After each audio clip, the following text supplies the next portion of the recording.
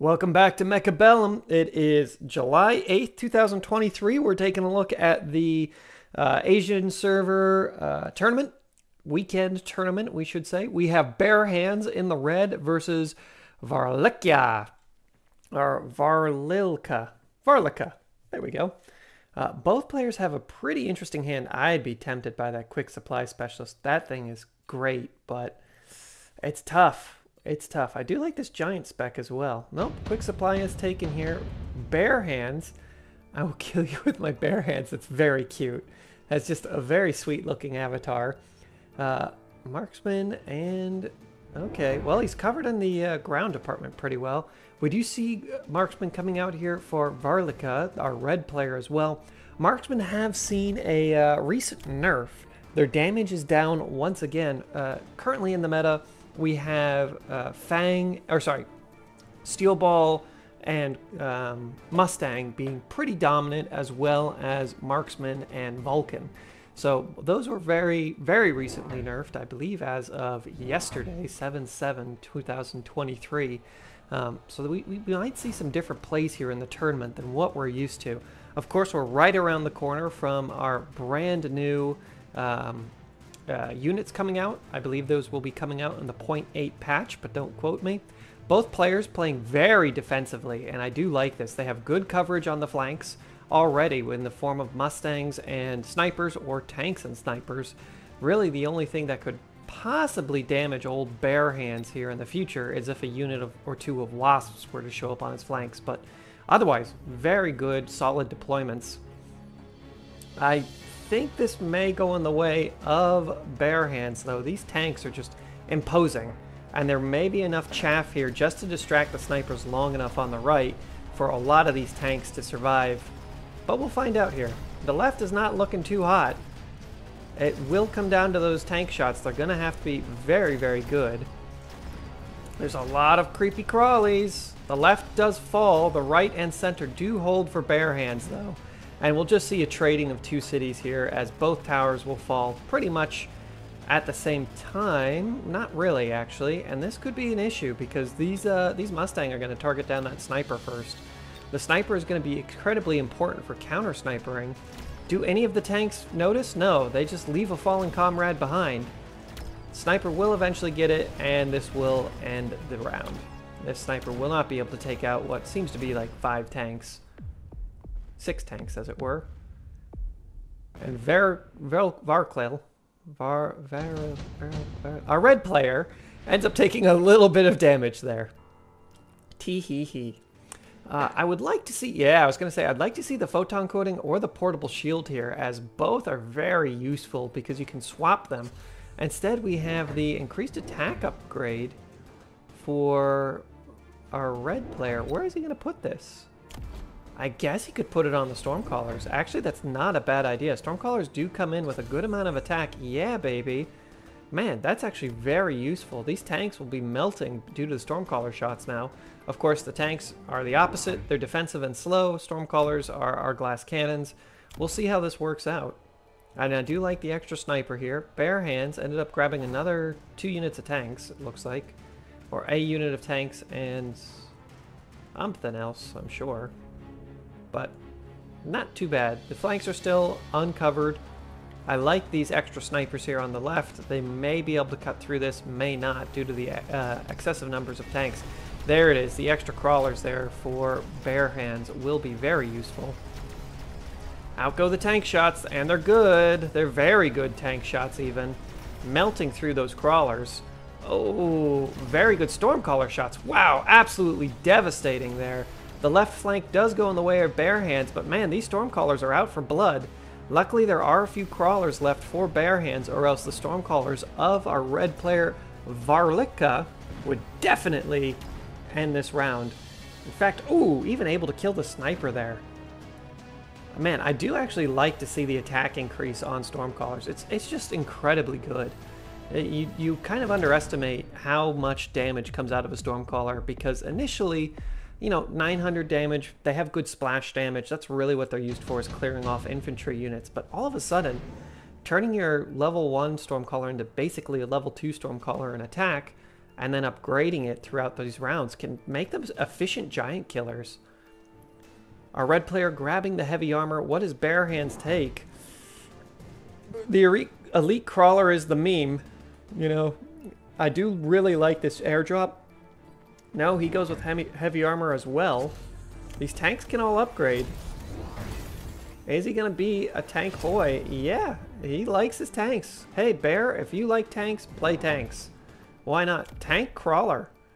Ooh, and a very good placement of crawlers here right down the center. Draw away all of these Stormcaller shots. That's incredibly important. There's a lot more chaff coming out here for our red player, and I don't believe he put out the heavy armor on anybody.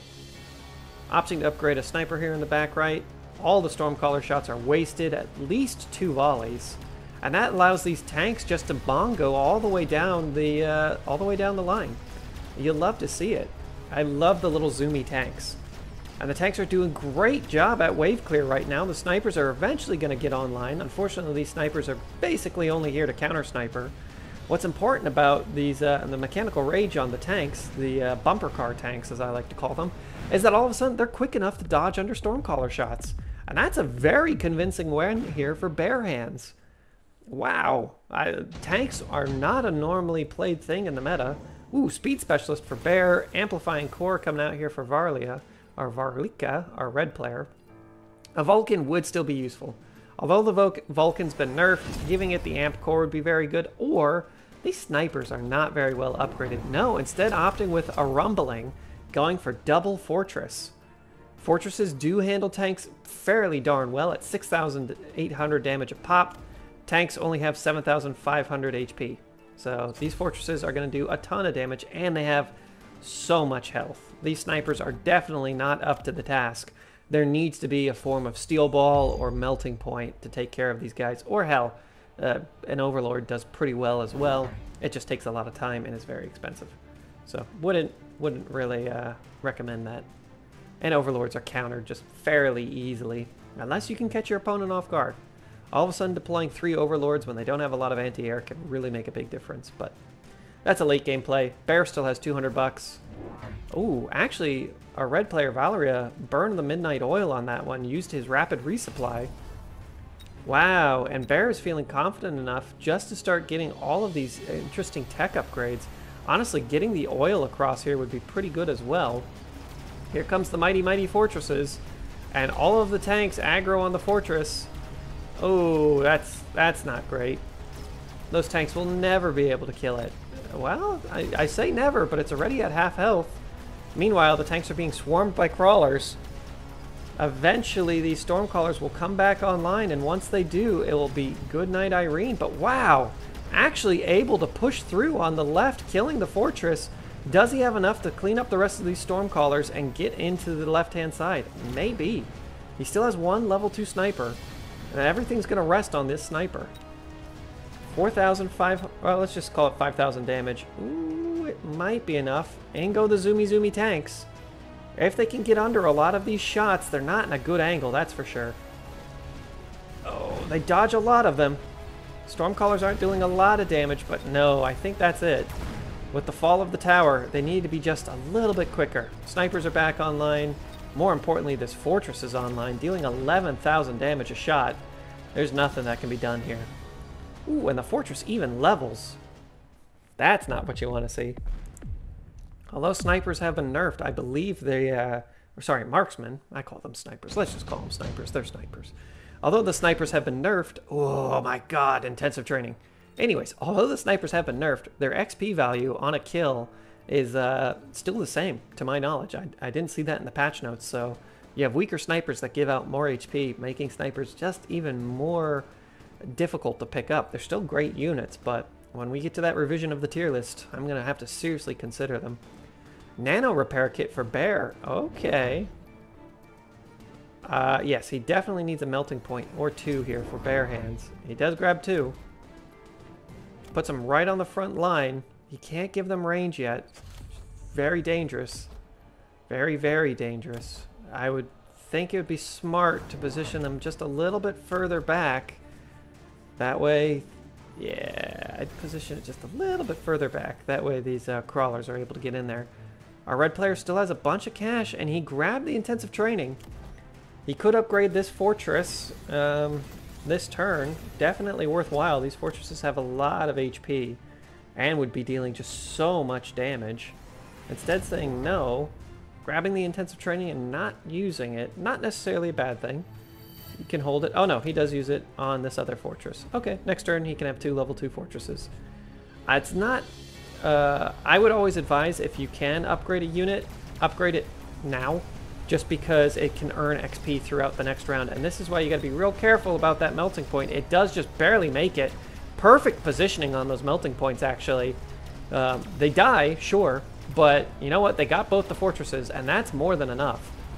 The fun thing about melting points as well is that they, their damage scales very easily. So an upgraded fortress is unlikely to survive the next round, even against an unupgraded melting point, if everything stays the same, just because that melting point scales damage so quickly. Good damage, good damage. Bear is able to pull back after a pretty minor loss. Let's see if Varlica can actually push through. I would love to see some more Stormcallers from Varlica. I think that is the answer. He grabs the enhancement module. I love that. There we go. I was just talking about Stormcallers. Make them powerful. Leveling up the fortresses. These melting points definitely need range.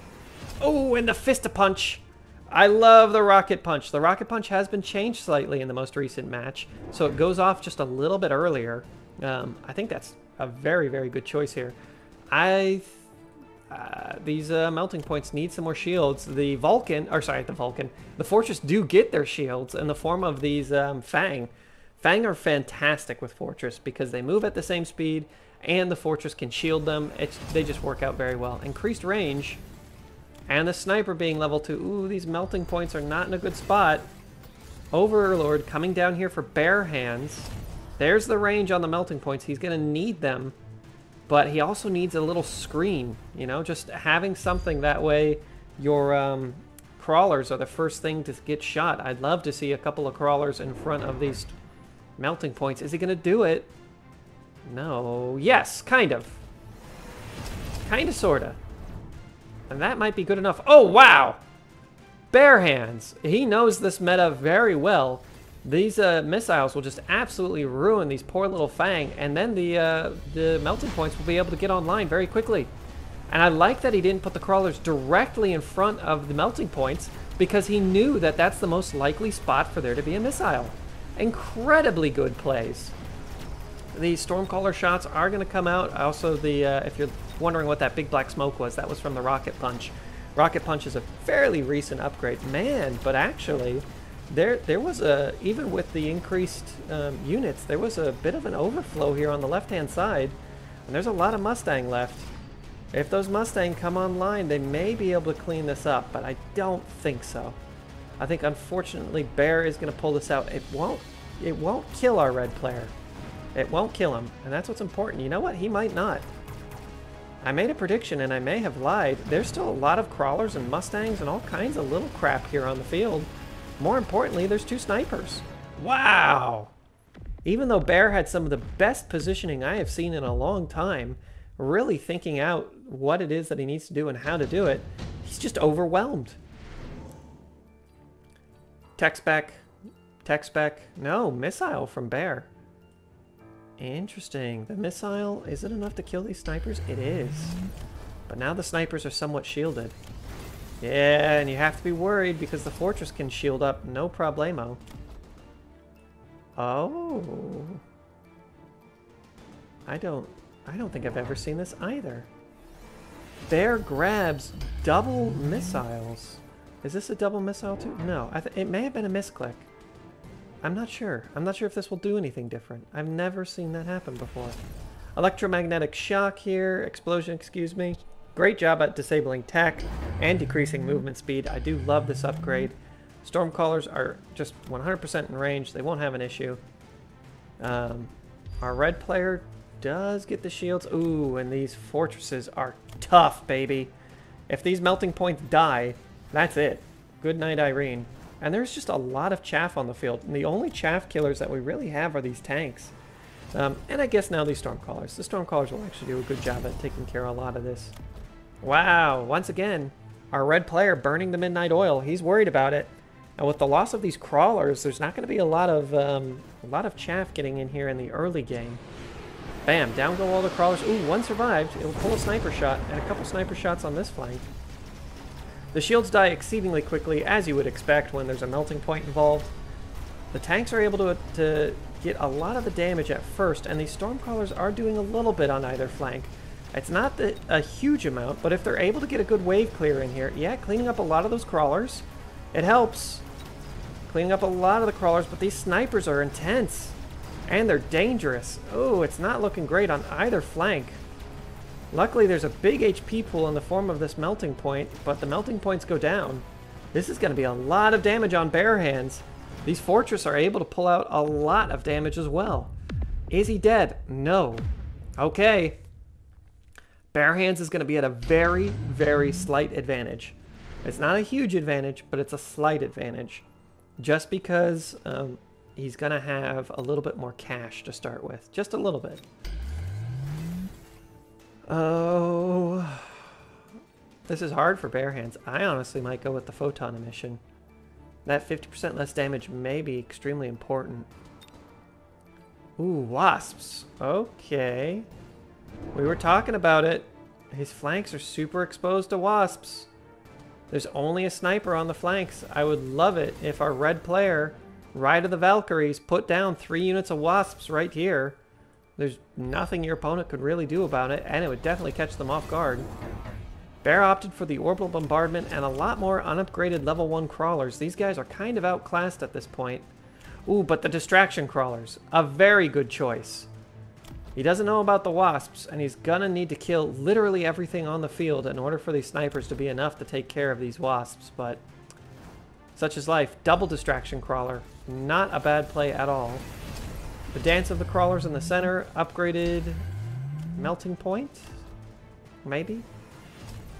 Ooh, this is quite good as well. The electromagnetic barrage will do a lot of damage against, it does deal a lot of damage against shields. Good. I wanted to make sure of that because the electromagnetic explosion doesn't seem to do any extra damage against shields. It's kind of weird how some of these things work and don't work. Alright, distraction crawlers, go! Can they pull off enough snipers? And they pull off a lot of Mustangs. Oh, this is looking quite a bit different. The re-engagement will be coming in, but the shield is still on. Just for a moment, and these units are much further up the field than before. Without this, without these fortresses, will there be enough to take care of the tanks?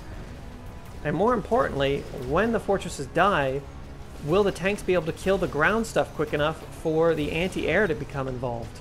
It looks good on the left. Is it good enough on the right? Wasps are going out. They're dealing some damage, but luckily this level 2 melting point does get that tower pop right at the right time. He's able to start taking out a lot of Mustang. This little Stormcaller is really doing its best. Look at it go. Pop. Gets like 4 Mustang for that shot. Just having it behind there was very important. Tanks come out. They deal a lot of damage. Oh, this isn't going to be enough. Bare hands. Units came in at a poor time. We see 2 wins here for our red player, Varlika. Hopefully I'm pronouncing that right. Oh, the incendiary bomb is huge for both player. Just absolutely huge. Varlika opting for the photon emission. That incendiary bomb is really, really important though.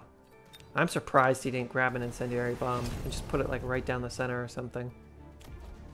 Yeah, Bare Hands thinks so as well. He's going with the incendiary bomb. I really like it. Unfortunately, now he has to deal with anti-air. There's the bomb right down the left. It should catch out a lot of units here as they're all going to be distracted by these crawlers. Mass upgrades coming out for Varlika. Some upgrades coming out for Bear. Bear needs more anti-air though, and there's a ton of wasps on the field. Oh my god. Oh my god. Bear does not care about it. Oh no, these wasps all have shields. I think this is the end of Bear. Great play here by our red player Varlika. Without any anti-air, he knew about the wasps. I wonder if he was just relying on snipers. Snipers are not great wasp defense. The Wasps with shields just absolutely cut down on anything that could be done. Give me just one unit of Mustang. Honestly, that one unit of Mustang may be all you need. It won't, but he's got one. He can't get it any upgrades. Oh, poor bear. Poor bear. Lots of missiles going out for both players. Just trying to cut down on these little crawlers. They're annoying. See if it's quick enough. The fire comes out. It does cook a little bit. It gets some wasps, or sorry, some crawlers in the background, and a few Mustang. But man, there's a lot of extra DPS on the field now because of these wasps. A lot of extra DPS, and there isn't really a huge amount of chaff. It's gonna come down to the left-hand side, left versus right. There is still this unit of Mustang. This unit of Mustang needs to live. Unfortunately, they're right at the center, and they will definitely not survive. Sniper dies. Mustang needs to dodge. Mustang do dodge. There's like 4 Mustang versus... Oh my gosh. Well, a lot less wasps now. There are no more Mustang left. Somebody needs to pop that tower, and they need to do it quick. Tower does not pop, and that's the end of old bare hands. Man, mass wasp. You don't see it very often, but it's pretty good. Especially if you can catch your opponent out with it. Wasps are cheap, and they come with shields if you upgrade them. GG to both players. Very cute avatar. We'll see you in the next round. Round number dos in the tournament. We have seen a miracle before, so I decided to watch Belief. Because, my god, what a cool name. Versus CJOP. I'm going to call him Chuck Norris Jr. That's right. He's got Marksman Specialist with Crawler, Stormcaller. Ooh, mwah. Great hand, great start. Belief. Ooh, Belief. Belief has some really good hands as well. Wow, I can see why it's taking him a minute. I have seen a recent comment telling me that the Giant Specialist is the best specialist in the game. I'm not so sure about that one myself, but if you guys... Wow, what an avatar. Way, and it's Master Chief. If you guys think that's the case, let me know what you think the strongest specialists in the game are. I would go with maybe Supply or the Marksman Specialist or even the Cost Control Specialist, but I'm a very weird player. If players really truly believe that the Giant Specialist is the strongest, let me know. It could very well be, and I do like playing with the Giant Specialist. I just normally don't use a lot of giant units, but when the next patch comes out, giants might be stronger. Belief going with a couple of crawlers and marksman tanks. Very conservative setup. CJ or Chuck Norris Jr. OP. Wow, I love this setup. Man, these players are so cool. I love to watch these games set up. Now these crawlers are going to meet in the middle, I think, well before anything else happens. And these tanks are pretty much in line with the arc lights. There's some extra crawlers here in the back left, and that might be the deciding factor. I have a feeling all of these crawlers will die super quickly, and they do. These Stormcallers, I think, are also going to be a very important aspect of this round for CJOP. Yeah, and they're able to get a lot of tanks. Even this Marksman is just better. It's able to kill a tank per shot. Wow, and getting the enemy Marksman's really important there. Oh my god, and these Stormcallers are just on track, getting triple kills there. Oh, unfortunately distracted by one tank. But I think this is it. This is a very decisive win by CJOP, our blue player. I would have thought that that would have gone a little bit more evenly, but honestly, the counter units of the Stormcallers having an extra crawler, it's very strong. What does Belief do to come back from this? Haste module would be great. I love the haste module. It's so good. Just having your unit's attack increased by 40% can really throw off your opponent. Not only that, having the speed. Speed is great. Belief says, nah, I'm taking to the skies, baby. And he grabs him. Couple of Phoenix. Now, I want to be very clear about this. These mass-produced Phoenix are actually quite good. Your Phoenix cost is in half, but their attack and HP is only down by 40%. That's a net positive in my mind. I like taking the cheaper units. And because Phoenix come in units of 2, you're paying for basically 2 snipers in the air for $100. That's pretty damn good. I like that. Belief also dropping down a He ate his tanks and dropped down a missile. He does need some more units at the front, I would think. Let's see what he... Oh, instead, grabbing the attack increase. Okay. Well, OP has more crawlers. That will be a big issue here. There isn't really a lot of wave clear. There's some Phoenix, but I think those tanks were actually quite vital, as there's nothing here that could just be clearing up a lot of these units. The Phoenix will be overwhelmed. This tank needs to shoot one more time. It does shoot. Doesn't really get very many though, unfortunately. That's that. Poor old Belief. Getting smashed up. Belief was the Mini Asia Advanced Group number 4. Good for him or her or they. That's right. We use positive pronouns on this channel. Wow, wow, wow. Oh yeah, deployment spec. I could honestly see Belief going with the snipers as well, but what? He's getting rid of all of his tanks? Okay, there's the Vulcan. 2 Vulcans? 1, 2? No, just 1 Vulcan with the fire. Okay. A lot more snipers coming out here for OP. He doesn't realize it, but these snipers are going to be crucial. And more crawlers. Yeah, I would get some more crawlers here too, because there's really no... I mean, he doesn't know about the Vulcan, but your crawlers did extremely well last time. And he puts the haste module on these Stormcallers. This is going to go very badly for these crawlers in the center. They're going to be on fire. They're going to be hit by missiles. It's just all bad. Unfortunately, all of these crawlers in the center are also going to get burned alive by the missiles. Will there be enough here, though? The Vulcan's on the line. Ooh, my gosh. There are some more crawlers here on the left, though, and that will probably decide this game. The Stormcallers will definitely be enough to take care of these, this Vulcan. And then there just really isn't any meat on the field here for Belief. Belief is kind of doing like a weird Vulcan sniper build, which was more common in the previous patch. Vulcan sniper was extremely powerful, but there isn't a lot of marksman, and there isn't a lot of Vulcan, so it's kind of like a half build right now. See if he can turn it up. OP grabbing the range specialist. I would think, yep. I would think both players grab the range specialist. I love that guy's like crazy eyes. Okay, well, he knows that there's probably going to be another Vulcan here for his opponent Belief. So what does OP do? He upgrades the Stormcallers. Oh, wow. Both players mirroring each other in that they hate each other's crawlers. Okay. Okay, okay. There's nothing really that gets through these shields quickly. Eating one of the cheap Phoenix, that way he can get an extra $100 to play out more Phoenix. That's something you can do. If you eat your Phoenix for $100, they'll give you back 200. And then you can play out more Phoenix. It's a way to just get a ton of Phoenix on the ground. Blammo. There's the fire. Oh, and that's a good spot for the fire, actually. A very good spot for the fire. Wow. All the crawlers will go the way of the dodos. These snipers are going to just absolutely tear through the Vulcan, though. Oh, but did the Vulcan do enough? The answer's no. Just having those few little crawlers just eats up so much damage. And, I mean, these shields are really powerful. He's going to need a couple of Stormcallers to make it work. Snipers have range? Snipers have range.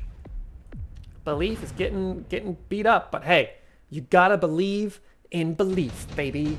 Let's see if he can't turn up the heat a little bit with these Vulcan. Maybe get some screening units. OP skips. He doesn't need it. Super heavy armor could be useful here, but Belief definitely needs units. He goes with the super heavy armor. I would think it's going to be used on this Vulcan here, just because it's the one facing off against this level 3 sniper, but that's rough. Lots of Stormcallers. I think that's a wise decision.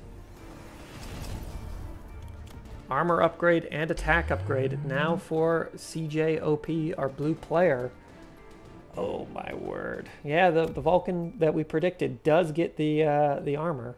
And he unlocks Mustang. Eating a unit, deploying another. Okay. And he grabs range on the Phoenix. Probably useful. Probably. That missile is on the field for OP, and the missile's on the field for Belief. Honestly, that missile's kind of more important for Belief, just because it allows his Vulcan to launch their fire at right down the tower lines. So tower lines are the lines that connect the two towers. It's not a physical or visual thing, but just in case you're wondering how your units attack. A lot of the crawlers die in his own fire. The Vulcan actually gets a lot more of the crawlers, and these Phoenix are able to start shooting a lot earlier. Stormcallers in the backline actually able to get through the shields. Man, these Phoenix are shooting. They're not dealing a ton of damage, but they may eventually clean up these snipers. I think this is our first win for belief, baby. We had to believe, and now we do. I think these snipers will still... Yeah, I was going to say they might almost one-shot this Phoenix. The Phoenix having less armor, or less health, but they could also get shields. The nice thing also about having cheap units is that the tech upgrades are much more impactful.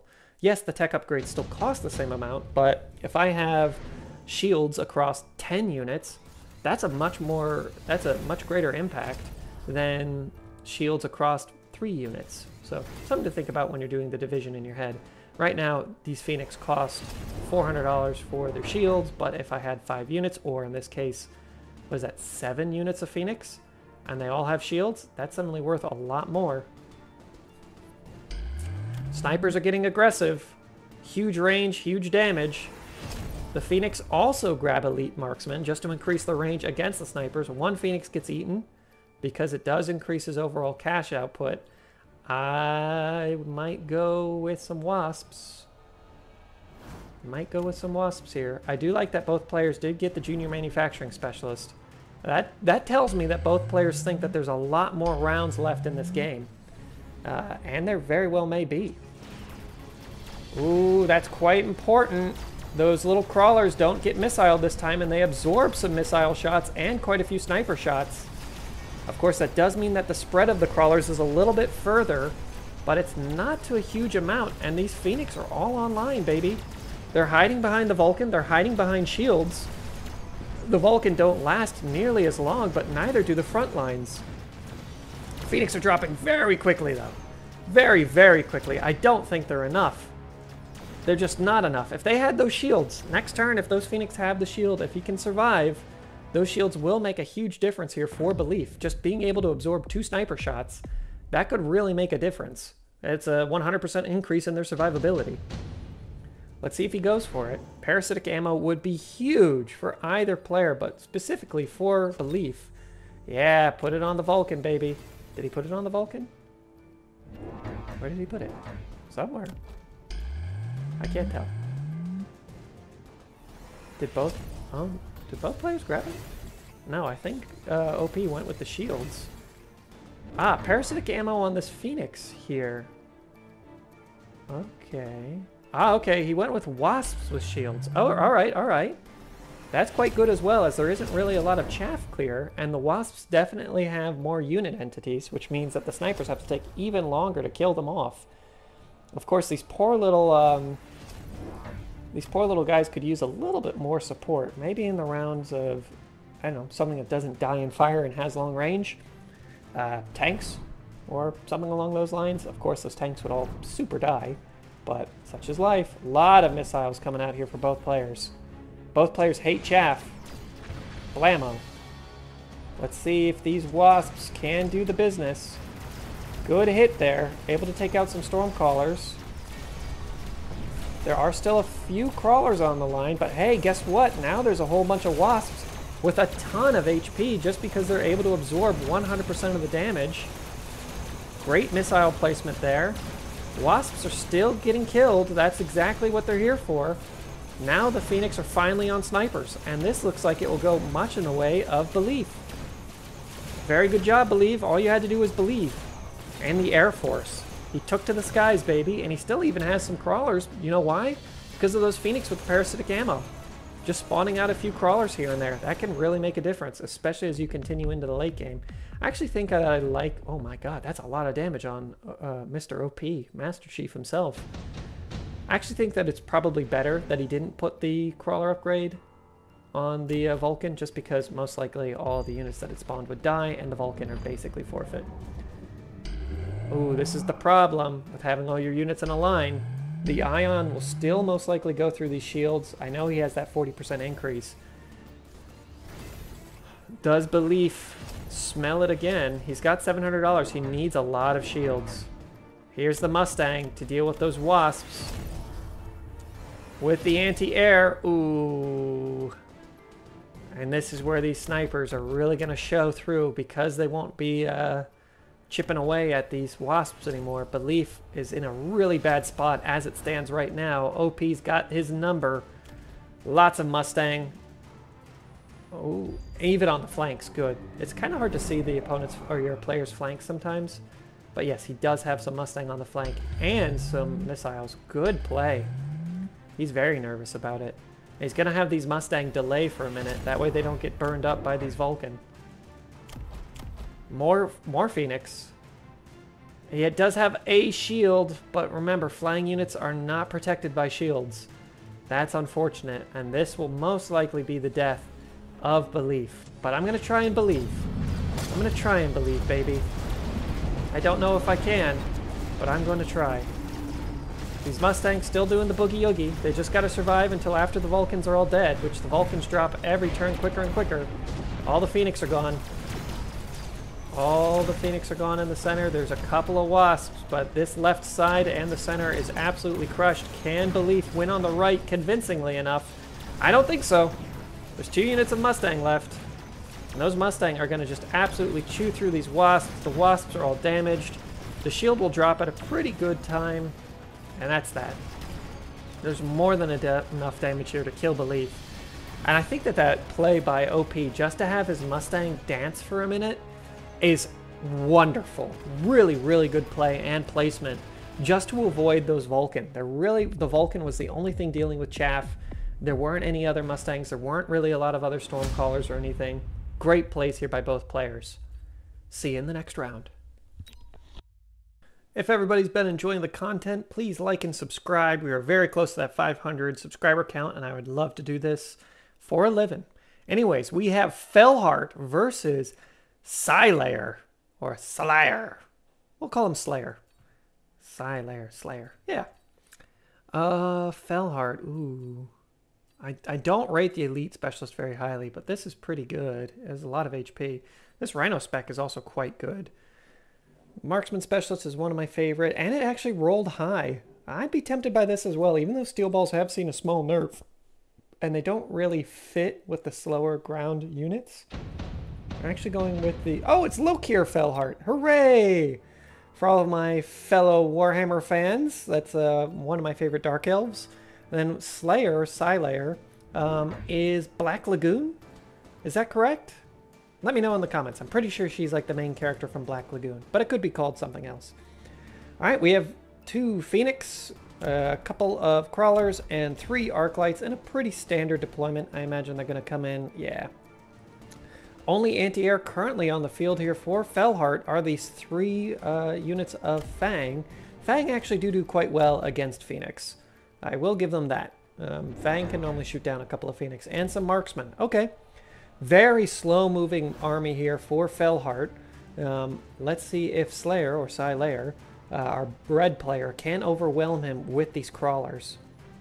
You know, I actually like this Marksman pickup here by Fellheart, just because they're going to do very well against the Arclights, and right now Arclights are really the only wave clear that Slayer, our red player, has. Now, Slayer was also the mini-tournament Asian Intermediate Group 1 champion. Oh my word, and he's playing for the gold on the weekend tournament in Asia as well. Good for him. I'd love to see him just kind of rise through the ranks. He might become a fan favorite.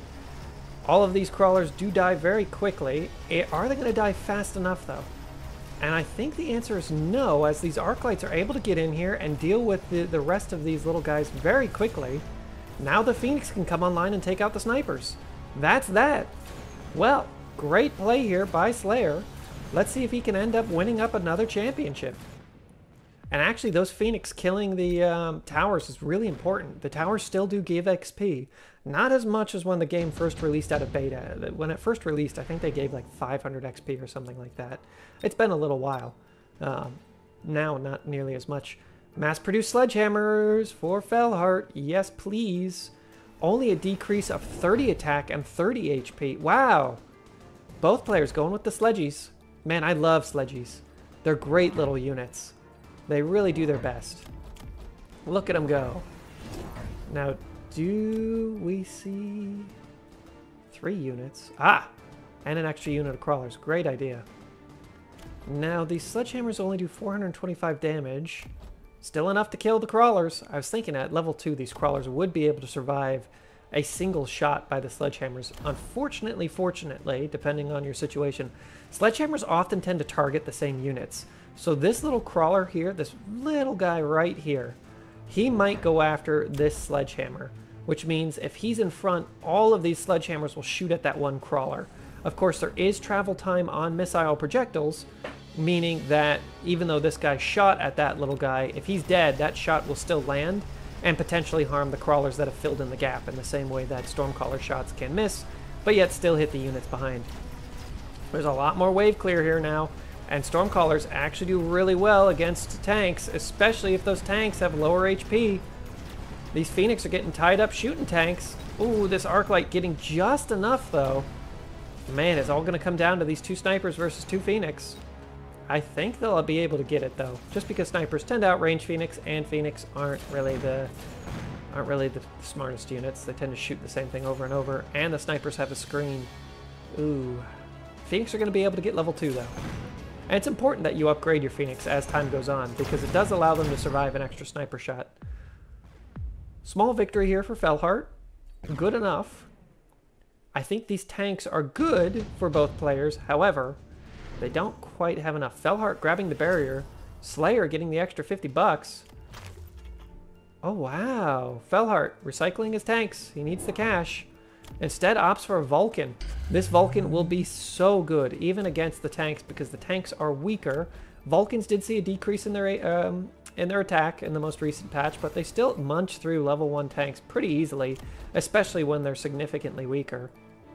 I thought that Felhart was just going to recycle his Rhino right away, and I was going to say, well, that Rhino's pretty good. And the only real thing that can contest the Rhino right now are these Phoenix, and there aren't a lot of them. Another unit of Fang here on the far right for Felhart. Slayer grabbing some steel balls. He doesn't know it, but those steel balls are going to be very important. He obviously knows about the Rhino. And he deploys the steel balls in a perfect position. Man, what a great counterplay. I am not streaming this, by the way. I never stream tournaments that I cast because I feel like that is cheating. At least other players have the opportunity to cheat then. Slayer able to pick up a little bit more cash by recycling his sledgehammers as well. And he grabs the movement speed increase with that extra 50. May have been a little bit better to grab the missile here, but he might know better than I. Steel balls are able to make it in very quickly. They're going to melt through this shield. Not before dying. They're able to get the Rhino as well.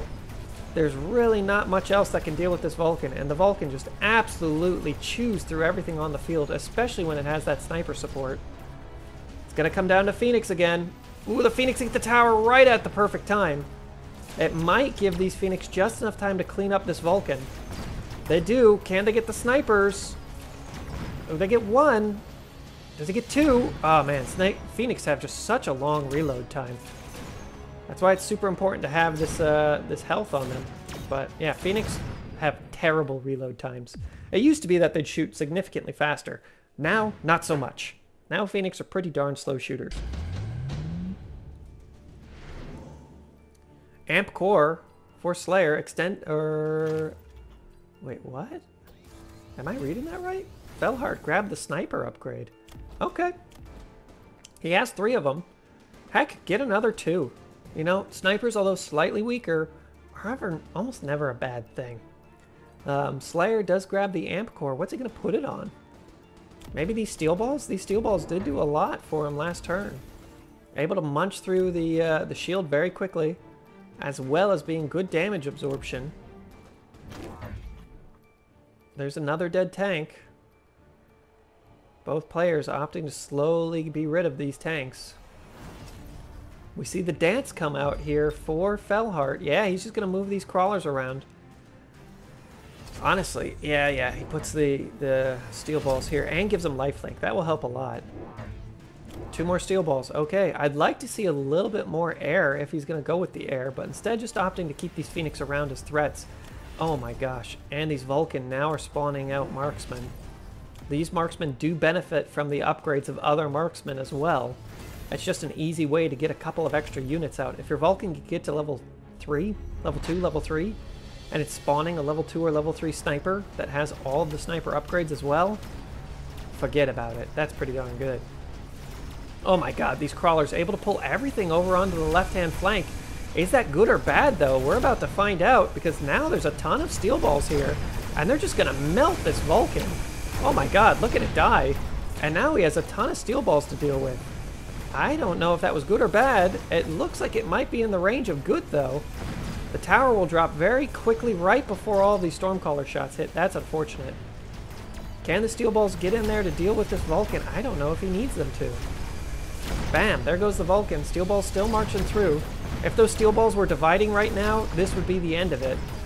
That lifelink keeping them alive just a little bit longer, though. Pretty good. Pretty darn good.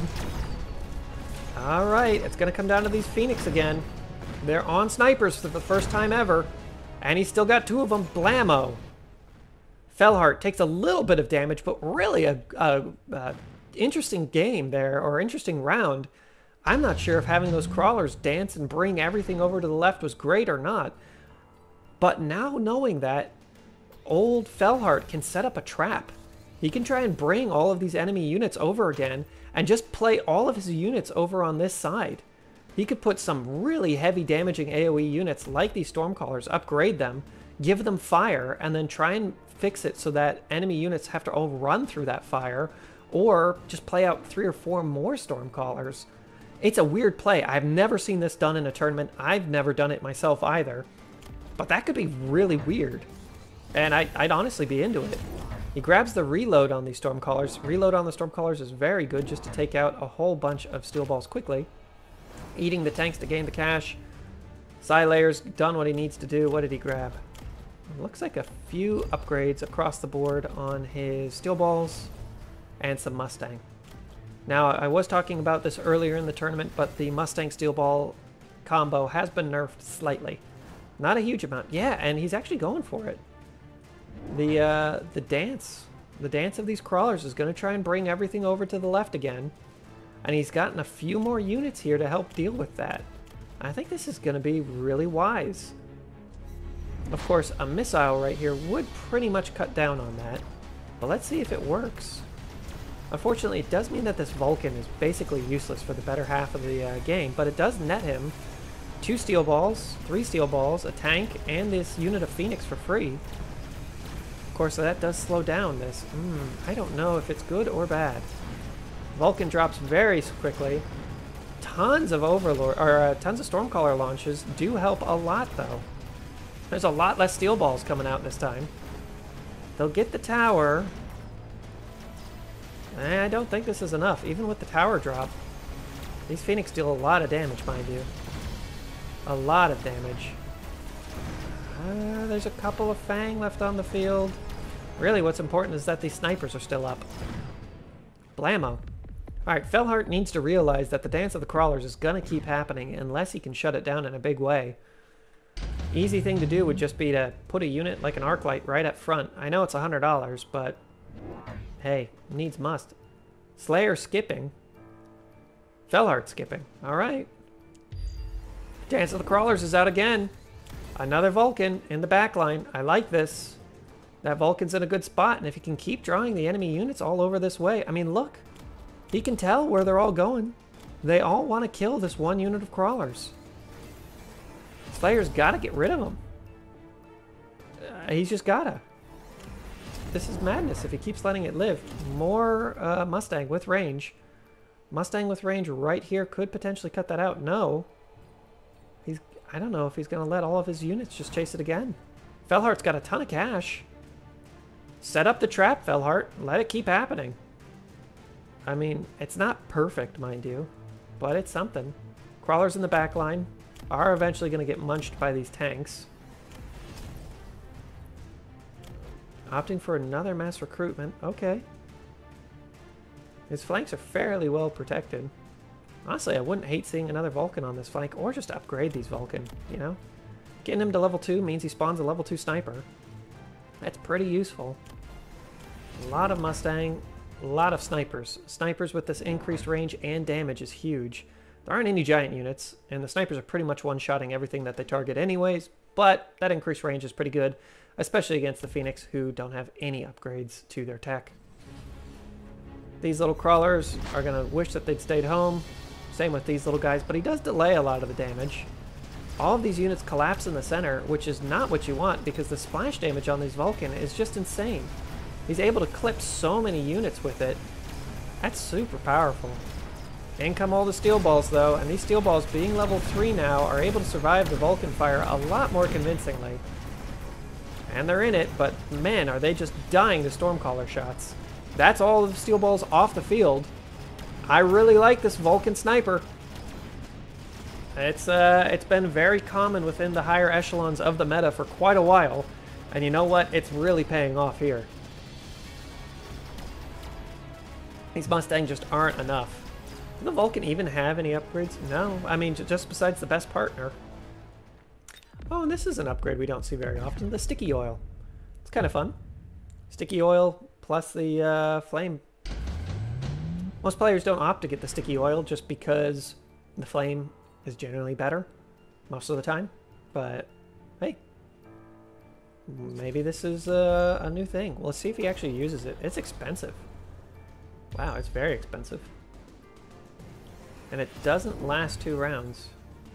But slowing down units is important, especially units that you normally wouldn't kill with the sticky oil, such as the steel balls. I do think the steel balls need division. Or decreased damage, because these Vulcan are only doing 119 damage a shot. Yeah. This would help them survive a little bit longer. Instead, getting the damage increase for the Mustang.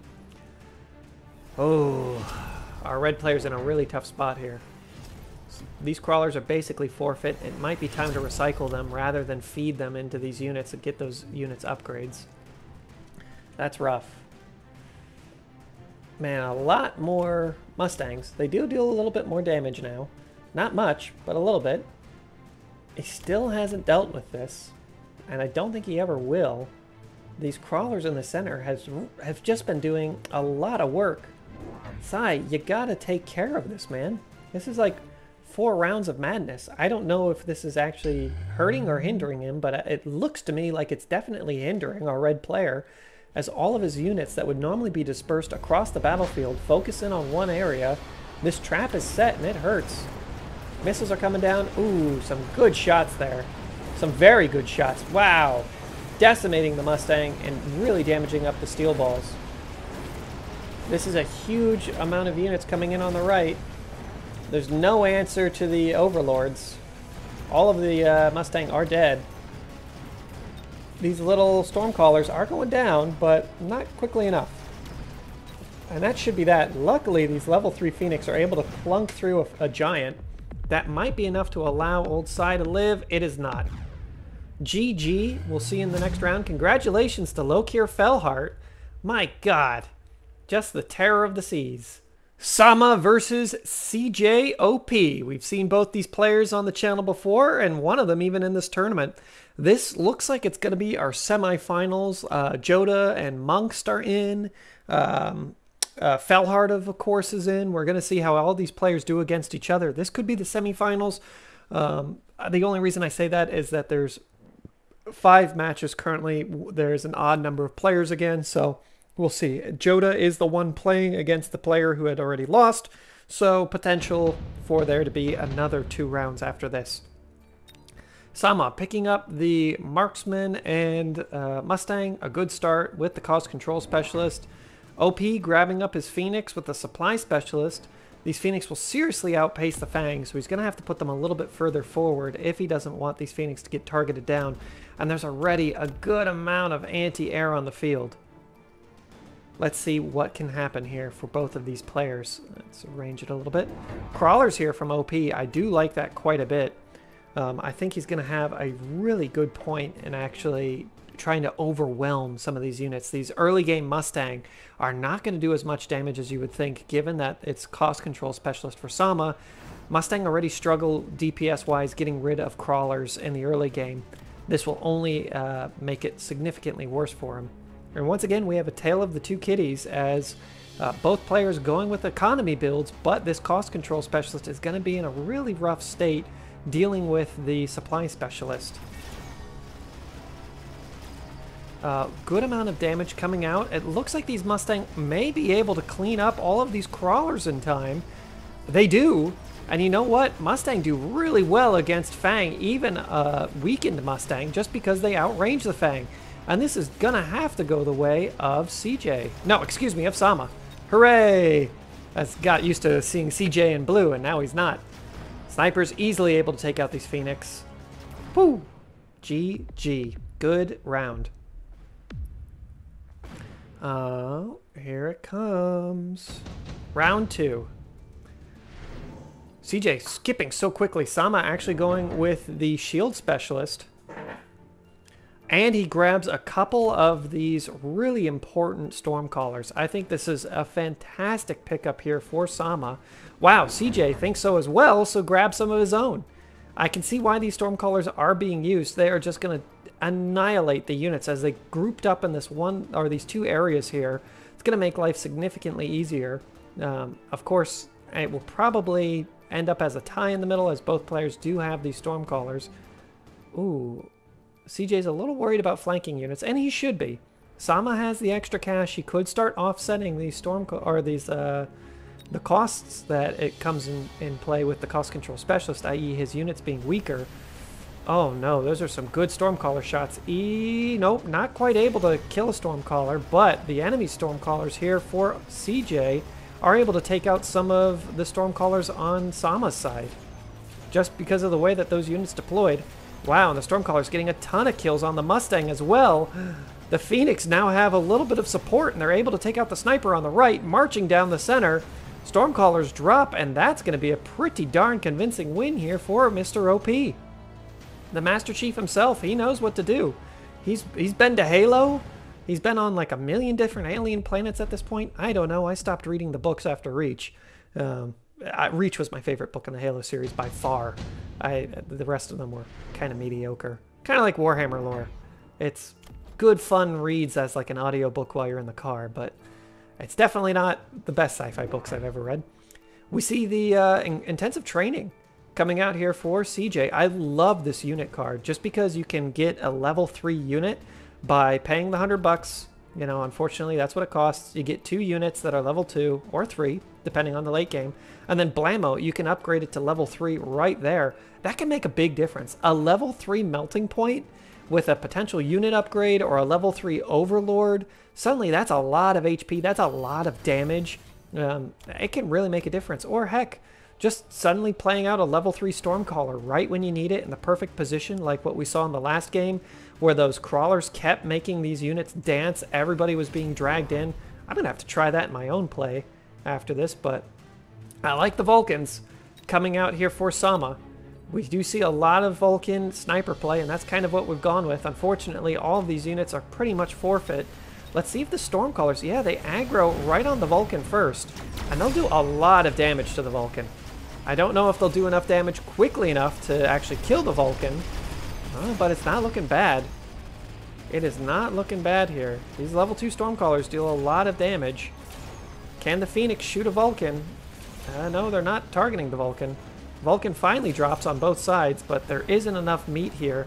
And that's why these Vulcan are so important and why we see them in so many games, is that they're able to absorb a ton of damage, and normally the units that you need to distract things like snipers get killed off by the Vulcan very quickly. Vulcan are, I don't want to say irreplaceable, as that was a word used in the patch notes, but they're just exceedingly powerful.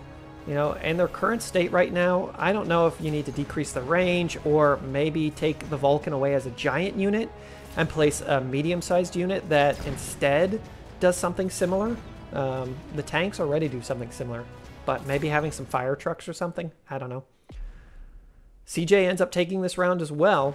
Now, Sama is okay, or should be okay, with losing these rounds because he has so much more HP, and he'll just continue to earn a little bit more money every turn. Only 50 bucks, but hey, it's something. Sama skips again. all of those things, honestly. Missile device coming out here for CJ. And CJ's slowly evening it out. We see shield specialist versus missile specialist. I love the range on these Vulcan. It's really going to help a lot here for Sama. Stormcallers going up to level 2. Potentially getting a couple more Stormcallers might be the answer here. Instead, opting for range on these 2 units of Mustang. And another unit of crawlers here for Mr. OP. Good placement on the crawlers for OP. Sama's already spent all of his cash, mostly on upgrades. Tech upgrades, I should say. Missile goes out, down go crawlers. These little crawlers are going to absorb a lot of Stormcaller shots. Wow! And that 40% increased damage here from CJ's, or 200%, excuse me, damage by the increased missiles actually doing a ton of damage to the Vulcan. That Vulcan's basically dead. These little Mustang are going to do their best. The moment the Vulcan gets online, though, that's going to be that. It looks like it's going to be a win here on the left for CJ, but a definite loss on the right. Sama's units are very tough, and there's only 2 Stormcallers left. Wow. Let's see if they've got the guts. What's the Transformer song movie? You've got the guts. I don't think that's how it goes. I'm like 90% sure that's wrong. You've got the touch. That's it. That's it. Man, that would be like a good 80s or 90s. I forget when that movie came out. I remember watching that movie as a kid. I loved that movie. That was like my favorite movie for a long time. And that song, geez, I used to love that song. I haven't listened to it in like 100 years. I'm not that old, but maybe I am. Well, orbital bombardment coming out here for Sama. Is it gonna be senior attack for OP? Unfortunately, he's up against the speed specialist. I do rate the attack specialist slightly higher. Yeah, you would think so. Well, that attack specialist is going to be very important here because these units are now doing 30% more damage. They're going to actually start carving through these Vulcans just a little bit quicker. There is still a lot of chaff on the field, and there really isn't a lot of chaff killing here for Mr. OP. Sama's units are still pushing forward, and man, it's round 5, and we've seen maybe like, I don't know, 1,000 damage done. These have been some very, very close rounds. These Mustang don't really stand much of a chance here for Sama, as the enemy units Mustang do outrange them. Unfortunately, these Mustang only outrange them. They don't really have anything else going for them. And the missiles here are really going to hurt. Interestingly enough, Sama picked up the shield device specialist, and that's going to help him quite a bit here. Man, these missiles, oh my god, devastating damage, killing Stormcallers left, right, and center. Will there be enough Stormcallers on the right to make this work? I don't think so. There just isn't enough meat on the floor to stop these units from coming in. He needs some very heavy tanks or something in the center just to defend against this. Doesn't have it, and that orbital bombardment is going to cost him a lot of HP. OP is going to take at least 800 damage, closer to, I would say, 1,500, maybe. Oh no, the tank, or the last shot of the Stormcaller saves him an extra 400. Still taking around 1,600 damage. I didn't see his starting HP, but that's a lot of health to lose. Senior manufacturing for CJ. Oh, he's going with the rumbling. And shields. Yes, he needed this. These shields are going to help protect his little fang that moment longer. And that can really make a difference. And do the shields get affected by this? You know, I've been asked this question several times. I've tried to test it myself. I have no way of telling. Because it says it's 40,000 for these shields. It doesn't show here. It doesn't show here. I don't know. If anybody in the comments knows if the shield device specialist does work with the fortresses, from personal testing, it feels like they last longer, but I don't know if that's placebo or not. You know, it's very hard to tell because units are all shooting in and doing things. I'd have to get on a test with a buddy. All right, there's that missile coming down again, dealing a ton of damage. Lots and lots of Mustang, and there isn't a lot of chaff clear again. And without a significant amount of chaff clear, these Mustang are just going to run rampant. They're going to just start plugging away at these fortresses. The fortresses, although they have huge amounts of HP, will eventually fall, and once those fortresses are dead, that's it. There's nothing left. These little Stormcallers have to deal a lot of damage very quickly. Unfortunately, they're all getting tied up shooting at 1 or 2 units of Mustang. This might be the death of Mr. CJ. Sama really pulled it out here. Great plays. Unfortunately, there was just nothing to kind of hold it. Bam! Sama advances to the finals or the next round of the semifinals. We'll find out here in a minute. Just because we're here, I'd like to take a look-see at Joda. Let's see if he makes it to the finals, because this will decide whether or not that was the final or the semifinal. And I just love Joda. He's a great player. And I've seen Steel Sun before as well. Once again, we see Vulcan and tanks. Vulcan and tanks. Well, actually, Vulcan and snipers, I should say. I got distracted by these tanks, and actually these tanks are in a good position to save themselves from the Vulcan. Vulcan's still cutting through them pretty quick, though, with the help of these snipers. Flank didn't end up going anywhere. Vulcan still have a ton of HP. Man, old Steel Sun doesn't feel like he's in a great spot. Oh, here comes some more sniper fire. Will this be GG? I don't know. It looks like there's a lot of damage on the field here. One of the Vulcans does drop. That's a lot less damage. Oh, wow. I guess those little crawlers that we saw earlier were the enemy crawlers? Oh, no, it's an enemy Phoenix. Okay, hey, this flanking Phoenix actually really helped him kind of edge things out a bit. And there's no sniper on the field anymore. Holy crap. Steel Sun's going to get this. And he's going to keep his tower. It's not necessary to keep the tower, but that's kind of fun. Wow. Flanking Phoenix, Hidden Dragon, Steel Sun still in the game. Yeah, that's kind of fun. I actually enjoy putting some Phoenix on the flank just because it's not something that players expect. Wow, the fire coming out though. There isn't a giant unit that can use the fire right now, but that doesn't mean that he can't place down another. Lots of Fang. Okay. I do love these fun sledgies. Oh man, and that's why the Vulcan are burning through these tanks. They have the damage increase. Man. Ooh. And the Stormcaller has the parasitic ammo. 200% damage increase on these Stormcallers. I love that. And parasitic ammo on the others. Okay, okay. It's a game. Man, I do feel like Steel Sun should answer these Vulcan with Vulcan, though. Just because the Vulcan can clear up a lot of this chaff that's already here. And I would have to test this, but I would think that Vulcan Phoenix may be able to pull off against Vulcan Marksman. I'm not sure. The recent nerfs to Marksman may see them change a bit, but I could be wrong here. Dancing crawlers. Go, go, go, little buddies. Some of them make it out. That's going to mean that there's a lot more crawlers getting shot at.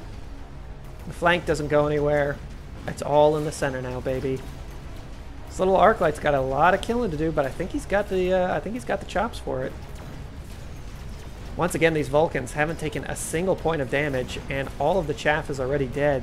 I think these Phoenix just needed range to start plinking away at the Vulcan a little bit earlier. Unfortunately, without them able to do so, it's going to be rough. These Stormcallers should pop a couple of crawlers just to annoy things, but there's crawlers in the Stormcallers, and that is that for Steel Sun. He doesn't have the Hero Phoenix to save him anymore. And that stinks. You know, it's real hard to deal with this. Steel Balls kind of get eaten up, especially because these Vulcan already have the improved damage.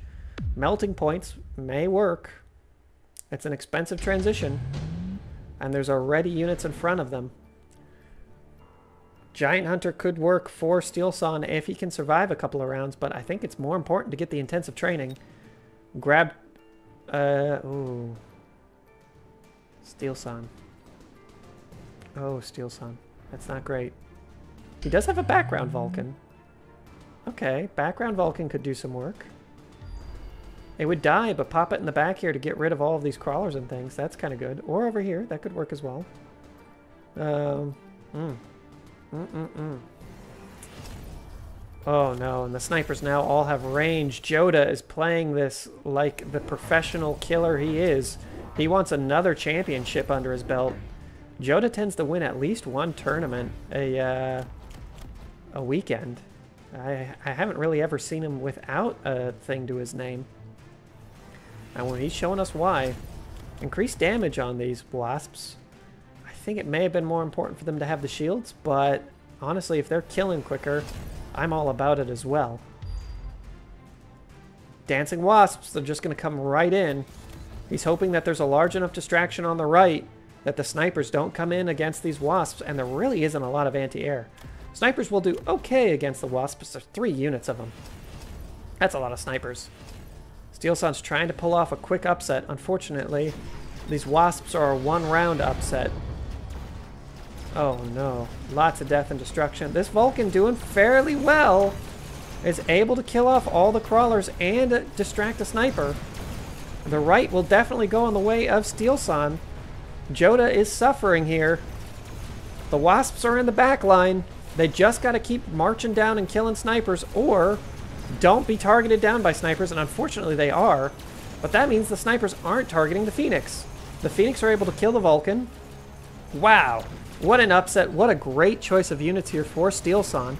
Unfortunately, these, like I mentioned earlier, these Wasps are kind of a one-time thing.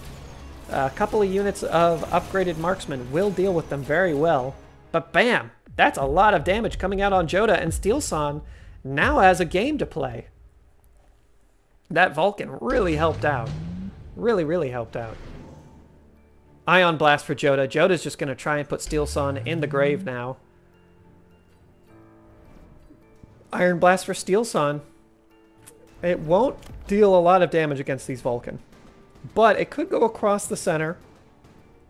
Just potentially clear out some of these units.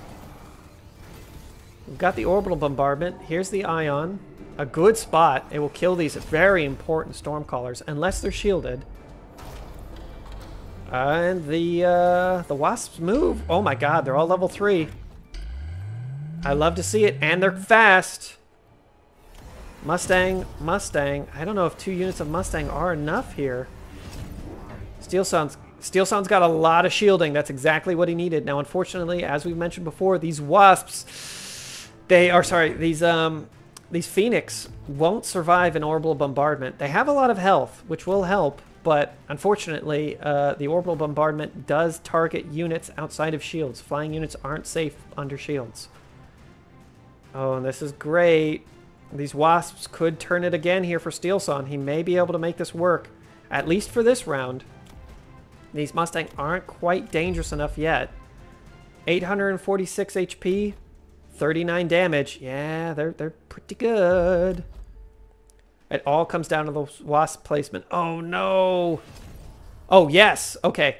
That is a missile here for Steel Sun. If that was Joda's missile, then those Wasps would have been crisped. Here they come. I am Cinnamon. Orbital bombardment goes down. It does knock out the shield. Ooh, and it's killing off a lot of these units quickly. The Wasps all evaporate. I didn't see how they evaporated, but my god, are they all gone. I don't think there's enough here. The very important Stormcallers do survive, though.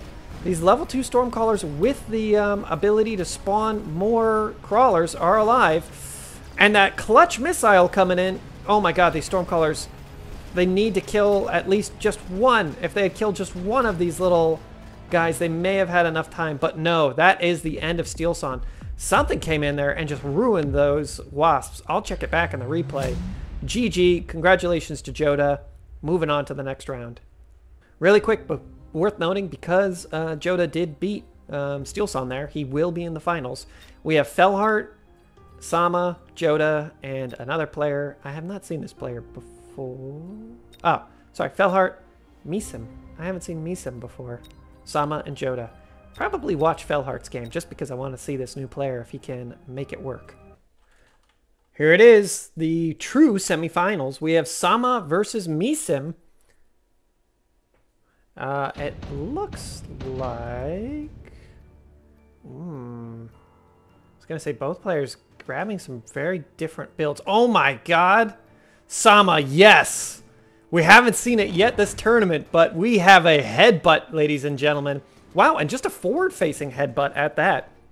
Sama realizes his units are not very good against what he has on the field. The opponent has on the field. Misim is our mini-tournament America's Advanced Group 1 runner-up. Good for him. Wow. somehow Misim kind of sniffs it, and putting these crawlers here is actually kind of important. Unfortunately, they're not going to have a lot of support initially, but they will be cleaned up by these fang. No, he moves them back. Oh my gosh. The headbutt is real.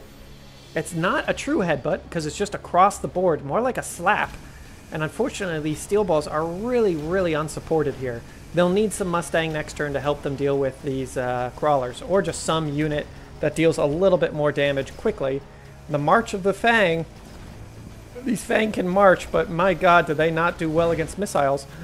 The tower drops here. That was not something I was expecting. These steel balls able to get in and deal with the tower, actually allowing these Fang to get in here and do a little bit more damage. These crawlers in the back line are going to start cleaning this up, though. This little Rhino does not have enough for what it takes. GG for the round. Sama takes a bit of damage. What is Sama? Sama's a supply specialist. Misim's a speed specialist. Wow. Not something that we see taken very often. Subsidized steel balls here for Sama. Of course, he's already got some on the field. It just makes sense. Misim skips. Steel balls are level 2, and here comes a couple more Rhinos. Oh my god, what? Sama's trying to break the meta. Instead of having Rhinos, he says, you know what? Why don't we just get some Fang that can move and groove? And now they'll be able to dodge under these Stormcaller shots. More importantly, they'll deal a lot more damage, able to clean up these crawlers significantly quicker. Still, the Fang are seriously outclassed by Mustangs. Just seriously outclassed by Mustangs. Absolutely eradicated. And there just isn't any long-range units here. I would love to see a couple of Stormcallers coming out here for Sama. That's 2 very quick rounds and 2 pretty devastating losses for Sama. The slap isn't nearly as effective as the headbutt. Ooh. Rhino Assault would be good for both players, especially Misim. There's nothing in Sama's backline. He plays out a couple of missiles. He's worried about it. Instead, Misim does grab the Rhino Assault.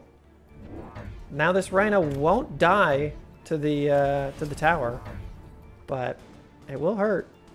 Arc Lights unlocked here for Sama. None played. Just more steel balls. These steel balls don't have a single upgrade. And mass Stormcallers with a couple more crawlers. I think this is the right answer.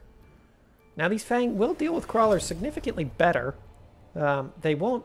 I don't think they'll like clear the unit quick enough. Oh, and some steel balls on the flank. Double steel balls on the flank. Unfortunately, these guys are definitely, both of them are definitely dead. Distraction steel balls, not something you see every day. The crawlers go in and they do a lot of damage. They still clean up a unit of Fang, even though those Fang have an upgrade, and this Rhino's going to come online and absolutely decimate Sama's forces. If the little Fang had, I don't know, some other upgrade, they may have been able to survive that. Steel ball in the background does not get the Rhino. If it did, that would have been a good level. Sama's just getting his face beat in right now. Gee Louie. Can he come back?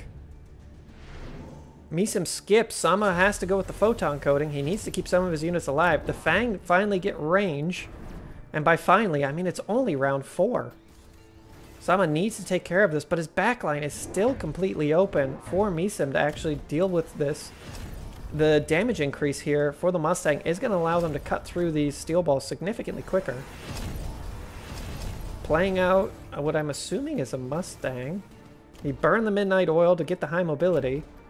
And double upgrades. Okay. Misim does not have anything in the flank. These steel balls are super dead.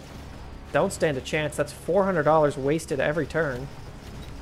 Steel balls in the center are able to survive for a little while, but these Fang are just doing nothing because of the... Oh my god, actually. The tower dropping could help a lot. These Fang are able to get a lot more kills. I still don't think they're going to be able to deal with all of these Mustang. But they are able to rely on the steel ball's HP at least momentarily. Go, little crawlers, go. Crawlers on the left-hand side. If they get up here... Oh, no. Missile's going to cancel it. Fang outrange the Mustang currently. But you know what they don't outrange? The missiles. Those missiles are going to absolutely decimate these Fang. It's going to be a loss, but it's not nearly as big of a loss for Sama as we've been seeing. Misim's in a really good position, though. Misim can even make a weird transition at this point because he's so far ahead. Even if he loses a round, he can make a transition just to say, hey, I want 3 Phoenix. You know, that's fine. Yeah, and he grabs the junior manufacturing specialist just because he thinks he has time. I think that's wise. What does he get? Hackers.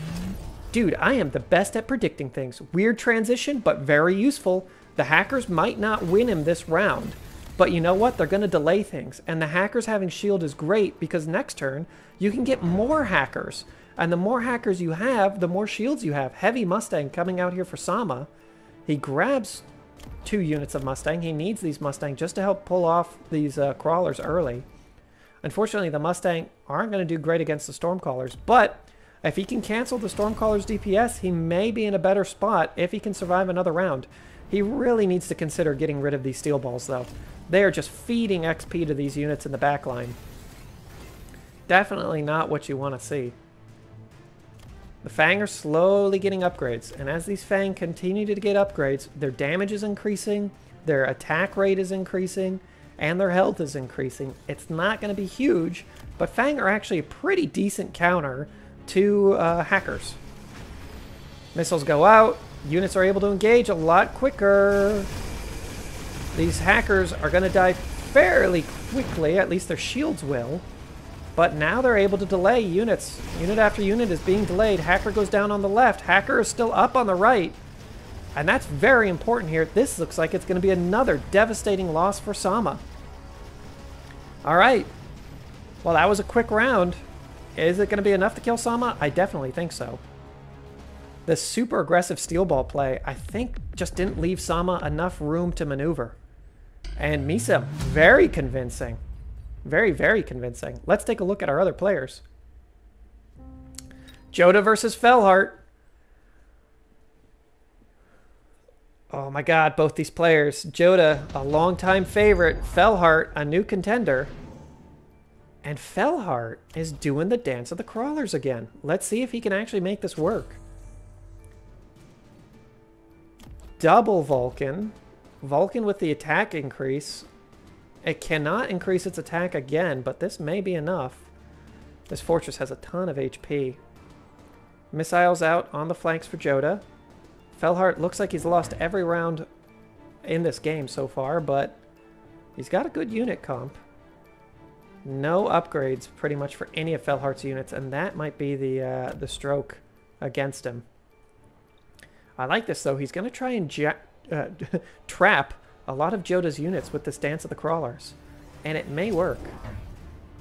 I wish the Crawlers could get a defensive upgrade. That'd be a cool tech for them. Like a split tech. If anybody's aware of, again, Warhammer 40,000, having your Crawlers turn into like blue horrors, where when they die it splits into like 2 much weaker Crawlers, could be really good.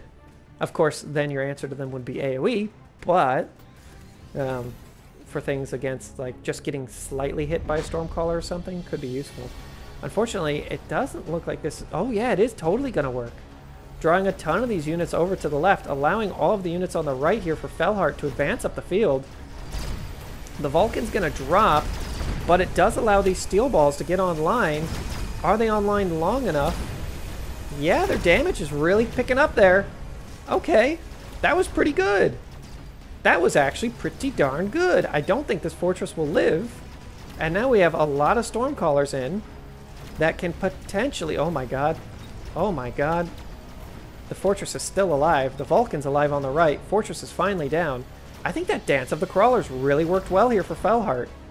You know, he's a smart pirate, the old Felhart. He knows what to do.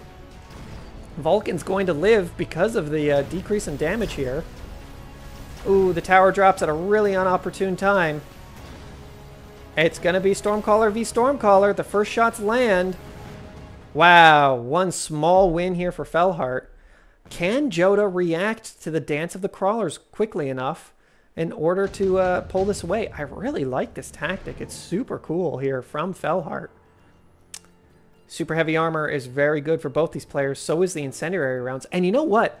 I really rate the smoke bomb, and so does Felhart, because it lasts 2 rounds. If you can pop it and it's not blocked by shields, honestly, I consider it like high A tier. It's a little situational, but yeah, there's the smoke.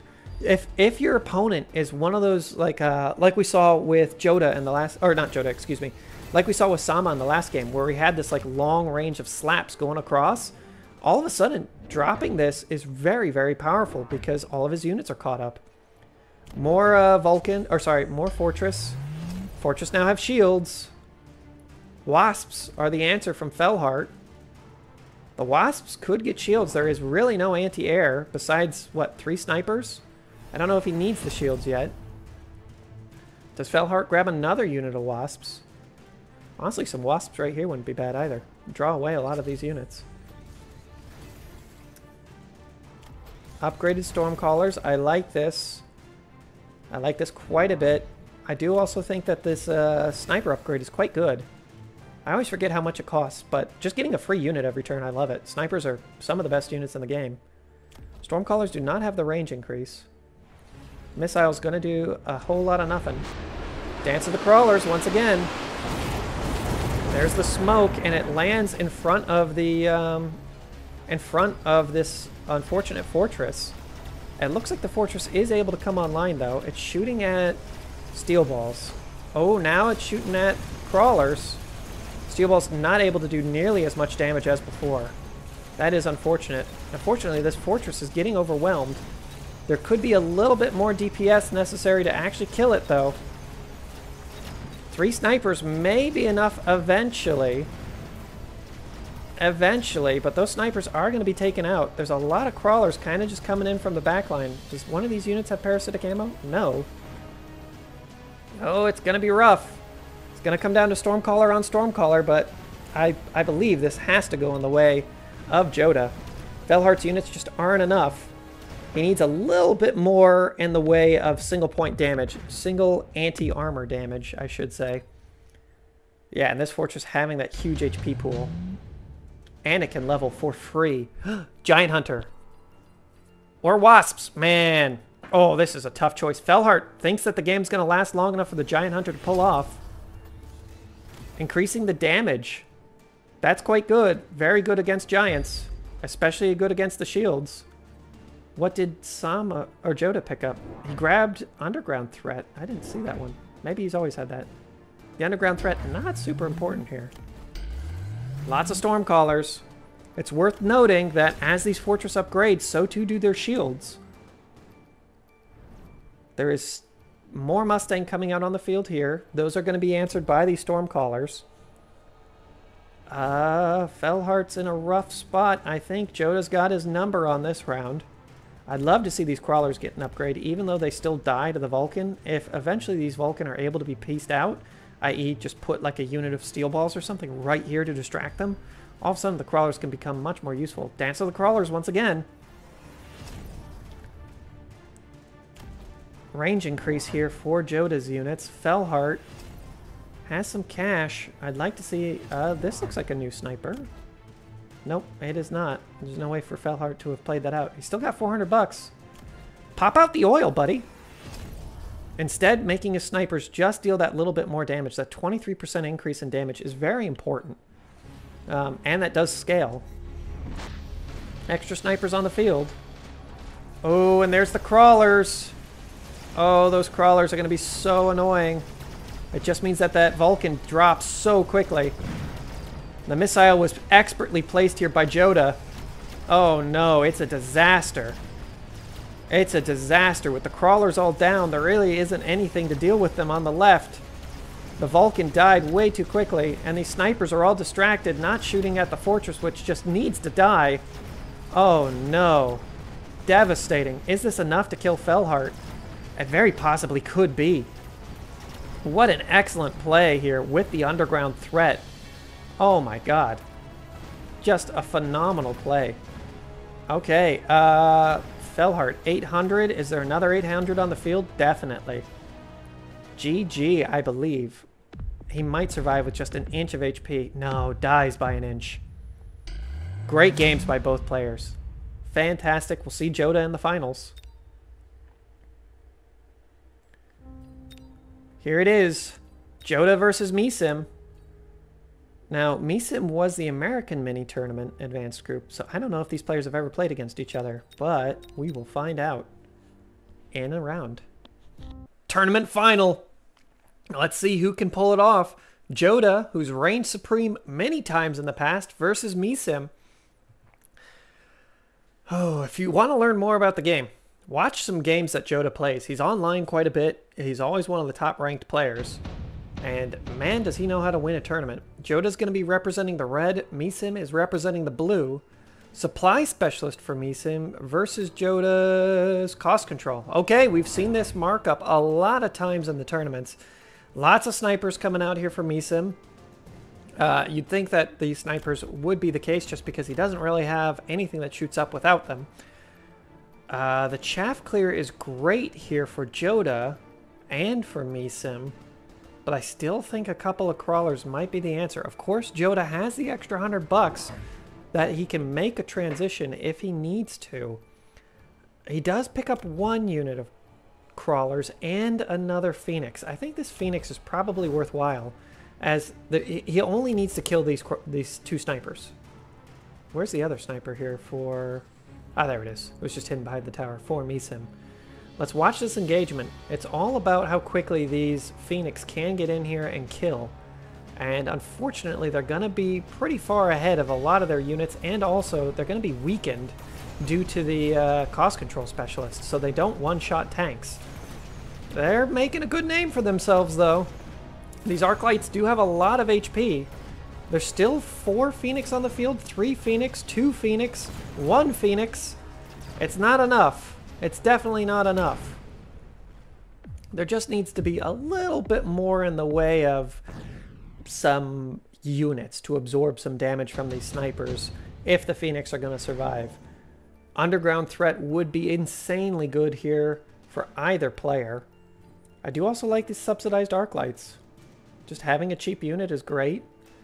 Assault melting points might be a little early in the game to pick that up. Portable shield is great, especially on something like the tanks.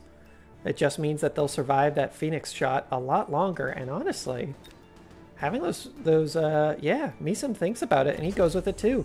Having these tanks survive a lot more of the Phoenix shots is great, and now he has good wave clear and also great anti-air units, and Misim positions them in a very powerful spot. Hopefully this bug wears off. It does. I love having these in the back lines. More Phoenix and another unit of crawlers here for Joda. He still has $150. He unlocks some Fang, and he plays them out. Where are these Fang going to sit? Oh? Where are the Fang going to sit? On the far right. Okay. He noticed that last time his Phoenix were able to take out this Arclight very quickly. Unfortunately, the Fang are heavily countered by Mustang. In fact, I think these 4 Mustang may be enough just to fully kill this unit of Fang. Yeah, it looks like they will be. So like a quarter unit of Mustang is more than enough to kill a unit of Fang. How disappointing is that? But hey, that's the case. And these Phoenix are getting seriously outplayed. They just don't have the support. They need something that lasts on the ground longer than paper mache in a hurricane. And unfortunately, that's not happening for these gearhead gladiators. That's right, I'm trying to make it a thing. Ooh.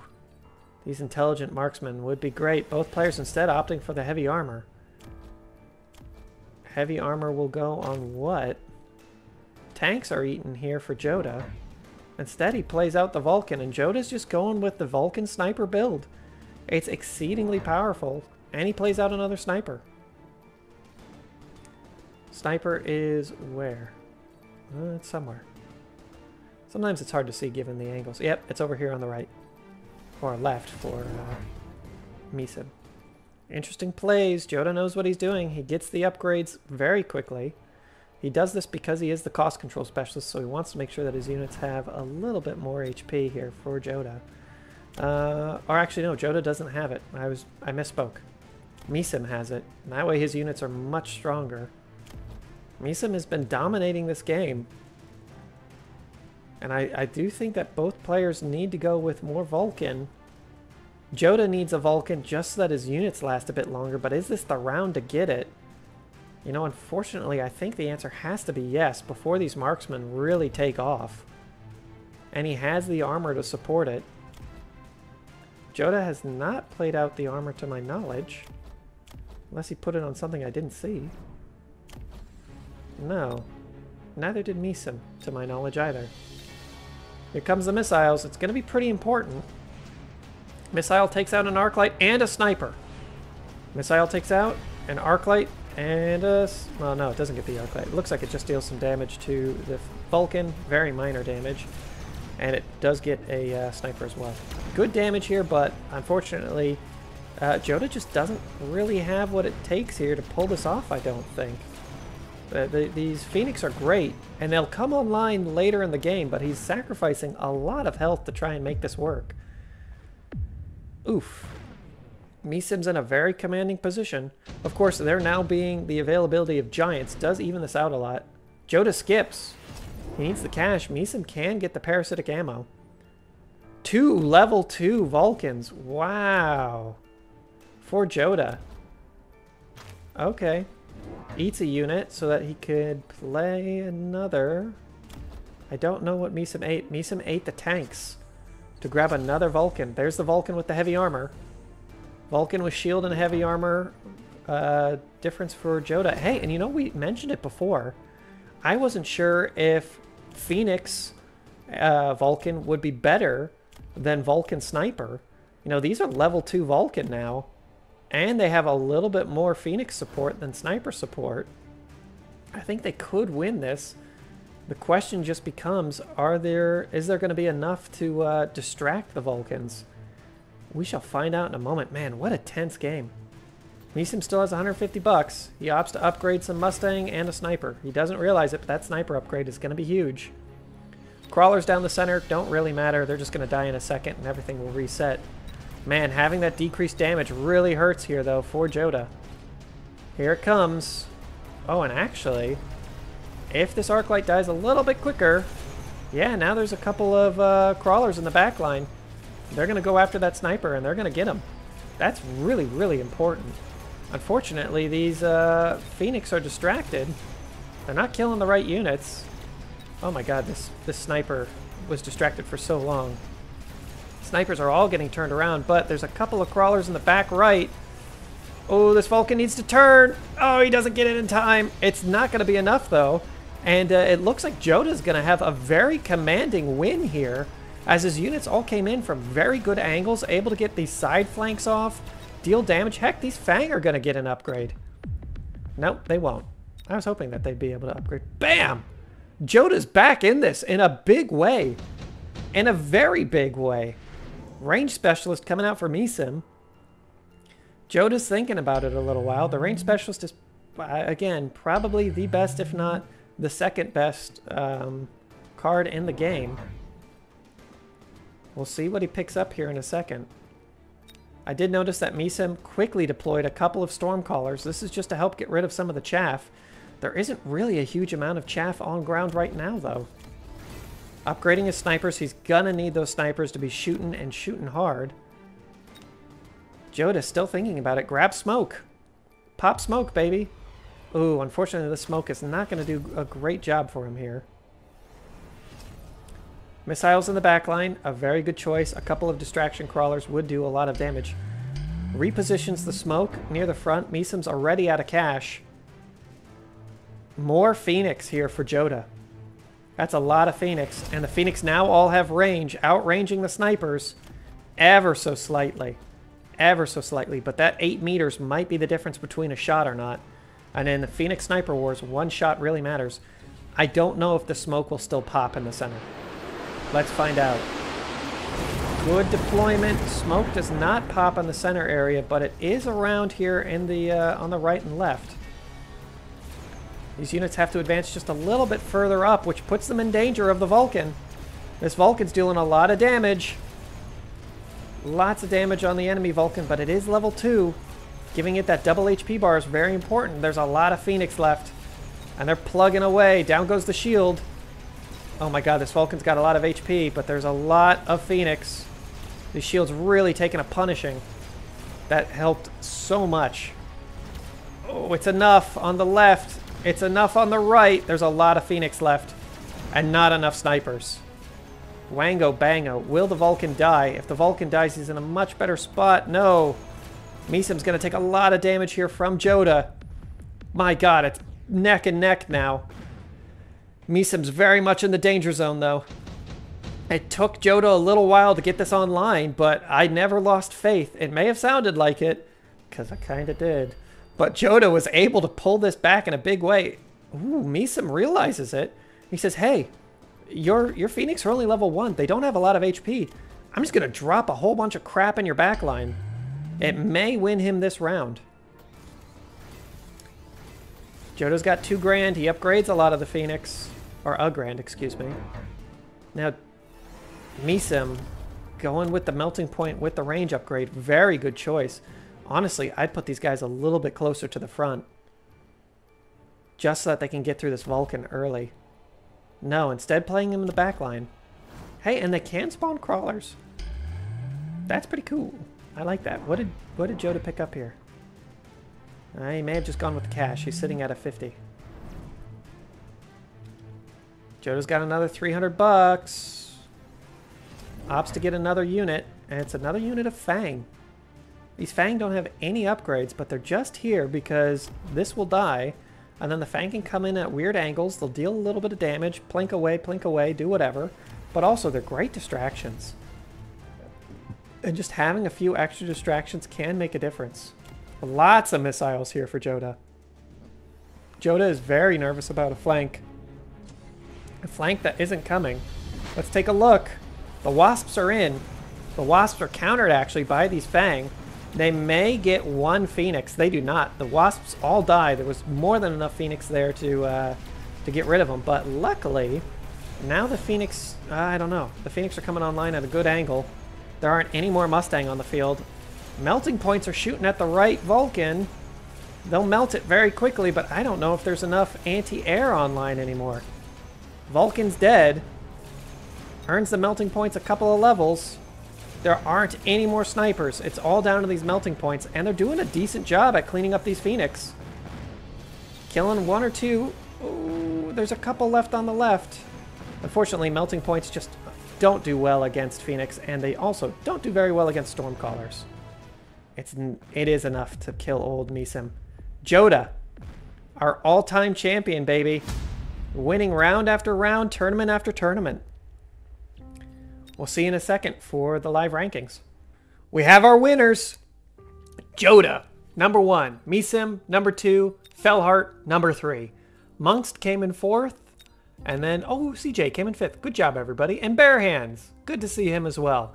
If you participated in the tournament, thank you very much. We really enjoy seeing you play, and I'd encourage all players to at least try out a tournament, maybe once or twice. You know, these guys really put in a lot of time to play in the tournaments. It is a ton of fun to cast them. Congratulations to everybody. I saw luck actually down there, fairly low. Good luck, everybody, in the coming tournaments. If you enjoyed these videos, please like and subscribe. We have our answer. Vulcan Phoenix better than Vulcan Sniper. We'll see you in the next one. Bye.